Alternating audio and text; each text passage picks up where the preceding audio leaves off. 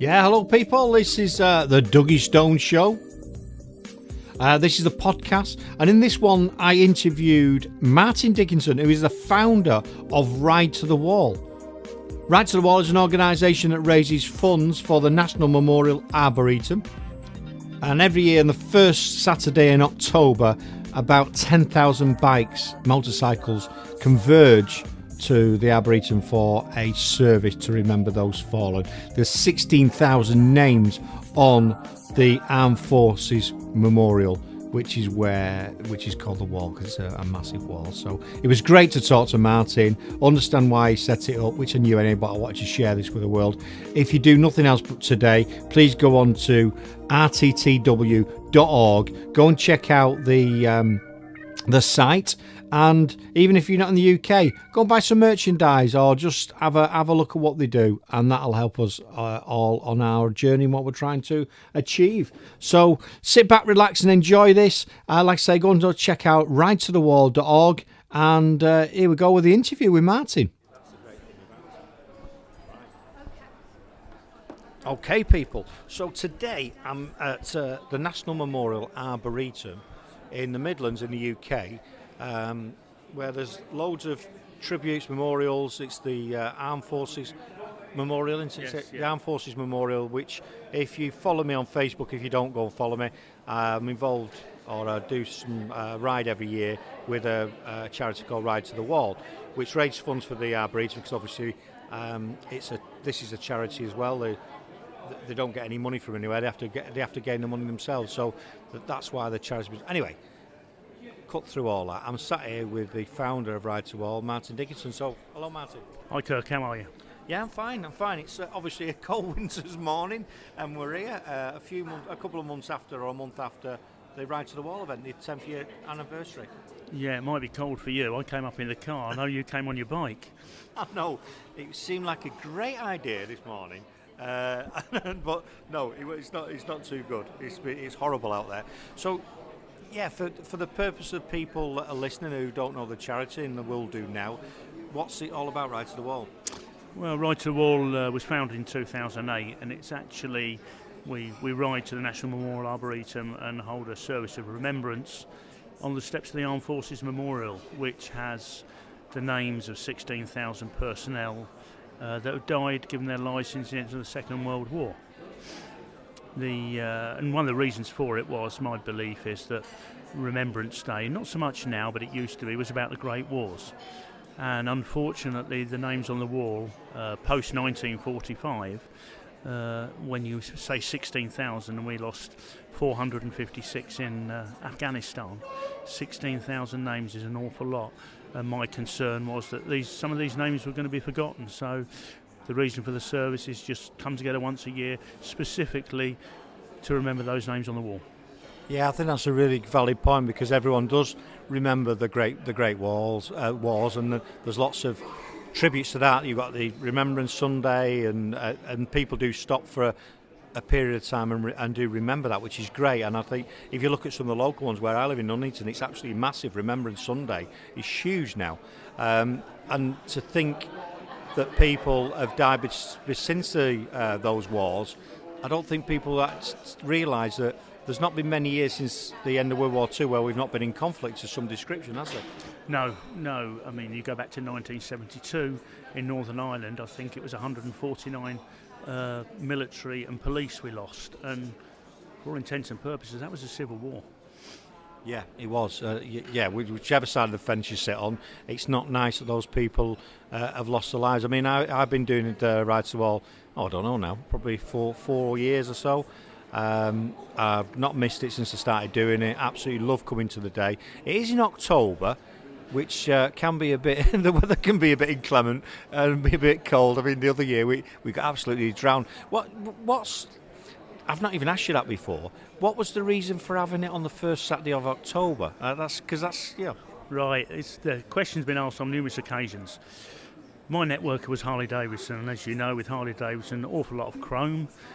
we get to the end of the riding season, which for us is around October time, and the bikes go away. We don't ride them all. Some people ride them all year round, but one of the main reasons was on the 12th of October 2007, the Queen dedicated the Armed Forces Memorial.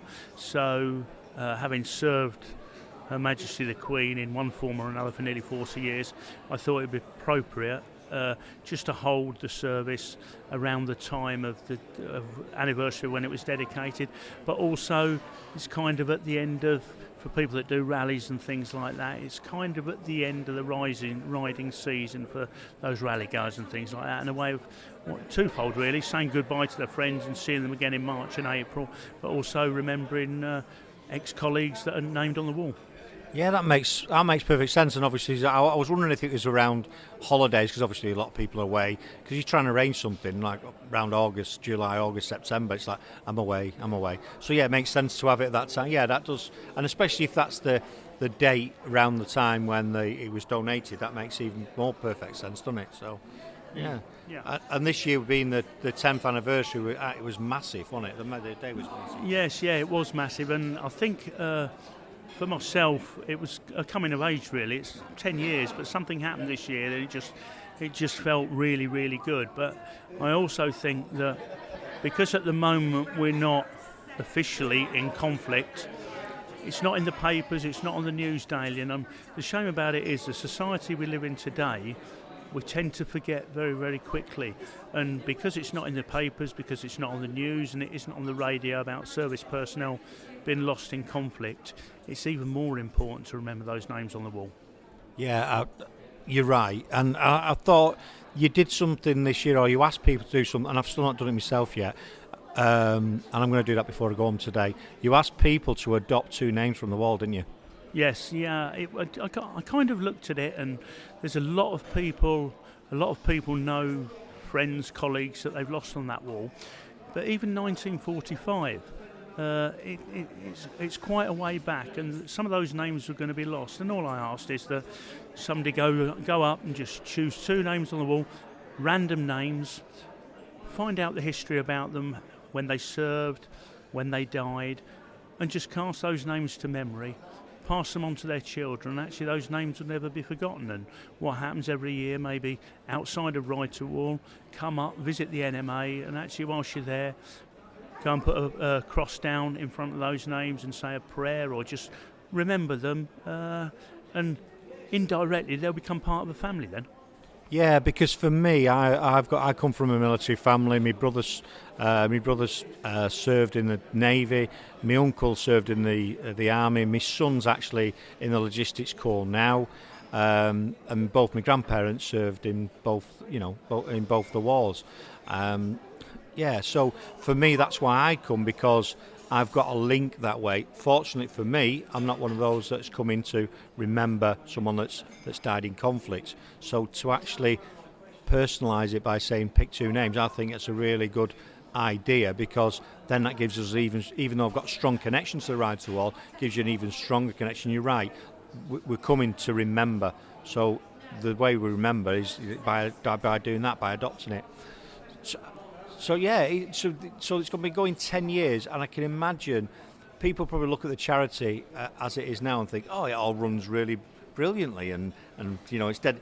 It's just they just see the end result. But over those last 10 years, like any business, because a charity is a business in a sense, because still has to do the same sort of thing. So, what's that journey been like? It's been a difficult journey.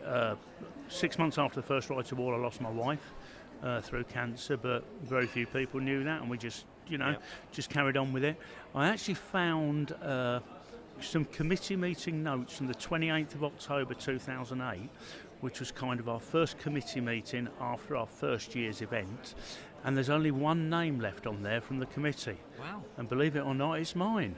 Wow. Yeah, it kind of... I looked at that and I thought we'd been really, really stable throughout the years, but through one reason or another, people moving abroad and things like that, it's just people have just left for their own reasons. But the committee I've got at the moment is, would I, if I was going into battle, I'd be more than happy to lead them. Every single one of them are doing it for the right reason. And actually, of my committee of 9, there are only 2 of us that actually served. Yeah, because if you see, I know what goes on behind the scenes, because being involved in business, my background supply chain logistics, and just some of the things that you actually do for the day and agree between you and arrange to pull what you pull off on that day every year, I think is outstanding. The timing, the organisation, the food vendors, everything that you've got on site, that you obviously must be planning that virtually all year round to get to it to work like that. We normally, the planning stages are normally now 14 months planning.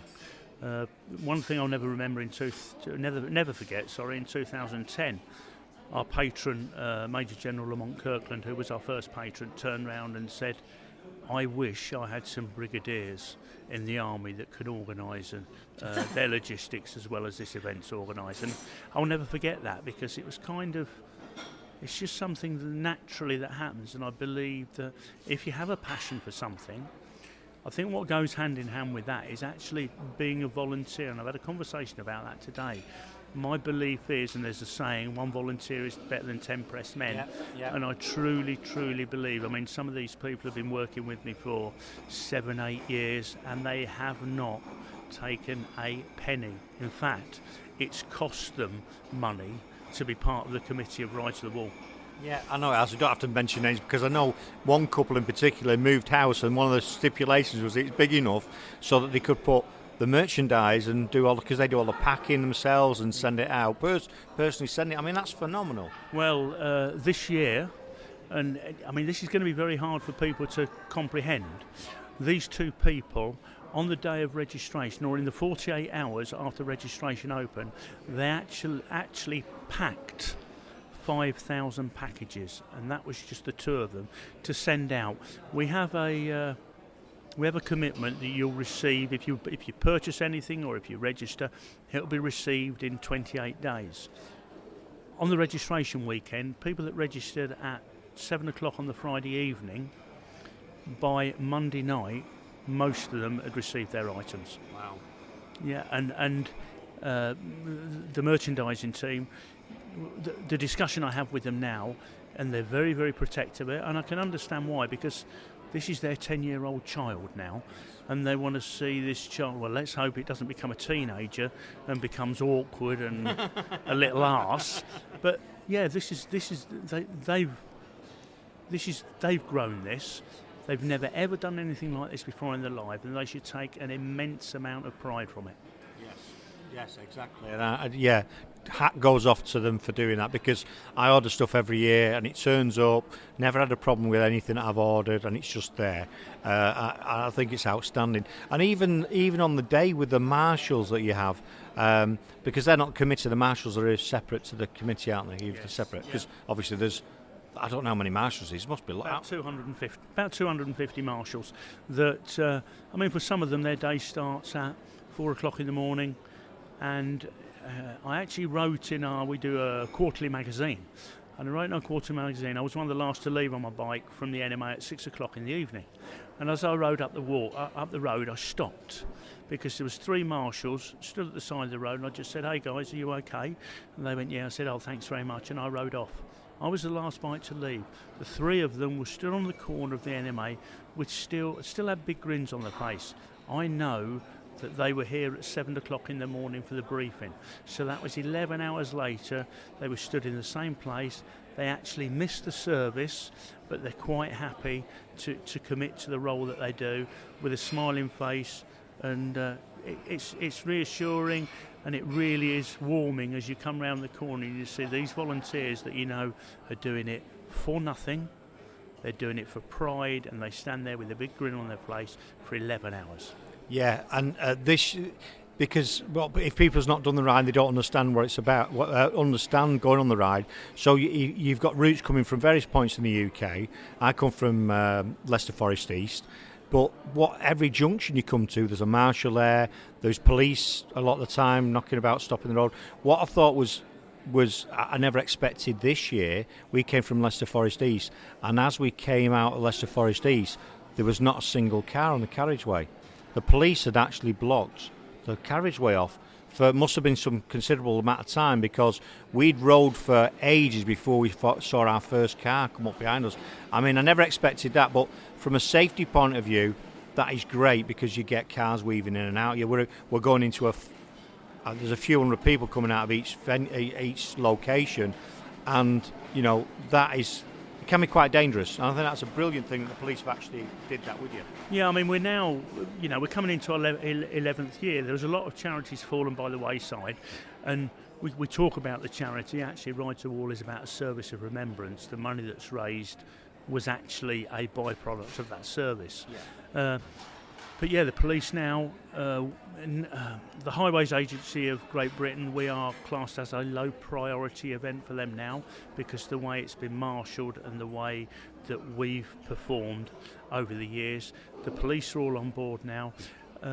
In fact, a month before this year's event, we even was sent information from the local highways agency of the roadworks that will be in place for October 2018. So we can prepare, if we've got to deviate off the route or anything, we can start preparations for that now. Yeah, it's great. And obviously some people come on the toll road and they give free access on the Saturday as well, don't they? Yeah, they give free access on the Saturday. We have quite a number of guys come down from Scotland who also get free access, and people leaving. I mean, because the M6 toll has got that much involved with us over the years, and we've been working from a number of years. When people go home on the Saturday as well, they invariably just open the barrier. And on occasions, I mean, I don't know if they did it this year, but last year they just lifted the barrier up for everybody, and any cars that went through everybody got free passage. It was a lot easier to do it that way. Yeah, because the roads are just the roads are just blocked, aren't they? I mean, your procession comes from Drayton Manor, which it's quite a local route, but even the ones I'm on, it's just line after line after line of bikes. All you can see if you look in your rear view mirror is headlights coming behind you. It's for me doing the ride, and there's people on the bridges as well waving at you. You've got the bridge babes, but even on some of the other bridges on the motorways, people are waving you on, and it gives you such a sense of pride to actually do that people have come out.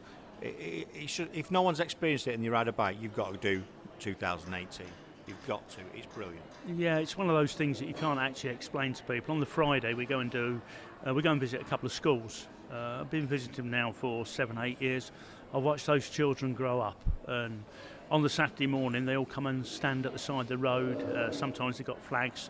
They bring their parents with them. So as we leave Drayton Manor, the main procession of 850 bikes, the streets are just lined with people, and does it bring a tear to your eye? Oh, most definitely. Yeah, it does. I mean, I was fortunate a couple of years ago to do when the check's given out on Armed Forces Day. I was really pleased to be a part of that day, and I couldn't see coming round, because obviously you ride round the Arboretum, and especially when I saw some of the older servicemen at the side saluting you coming past. I mean, that was just, for me, I can feel it now, it's very, very emotional to actually see those thanking us for thanking them. Yeah, and it's my family liaison officer.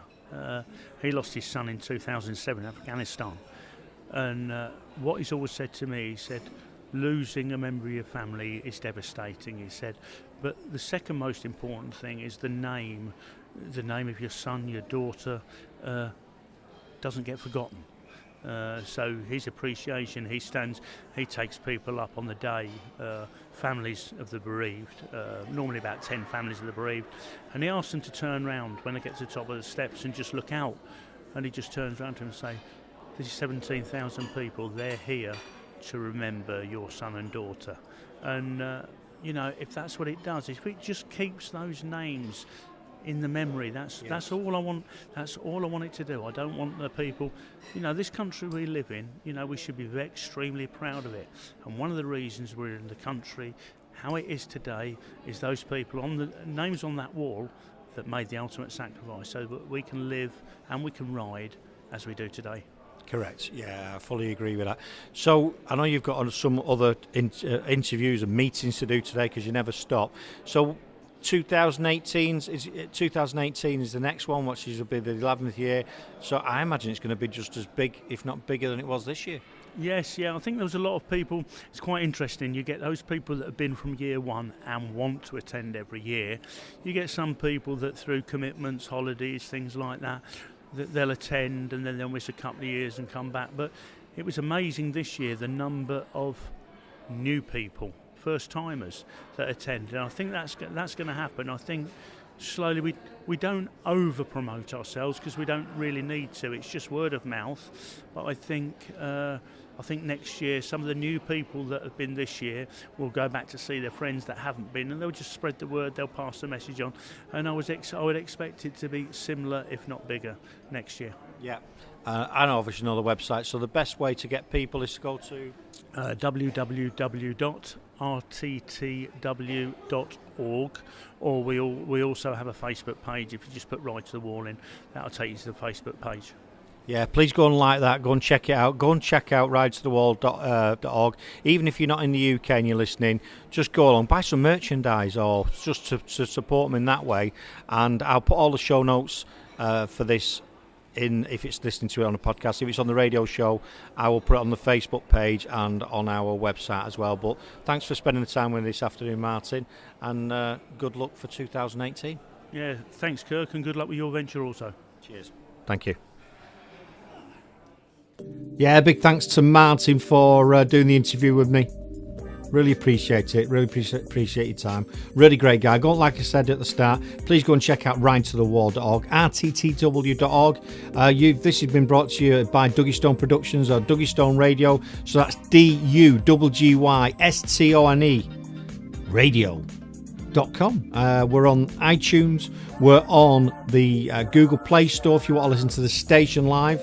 So what we do is we've got a mix of music. We have interviews like this mixed in with the shows. 10 a.m. every morning UK time at the business type shows. Check them out. I do a country show on a Monday night, 6 o'clock UK time. It beams around the world. So until next time, whatever you're doing, take it easy, stay safe, and get to the wall. If you're in the UK, please get to the wall. First Saturday in October. Until next time, see ya! The Dougie Stone Show.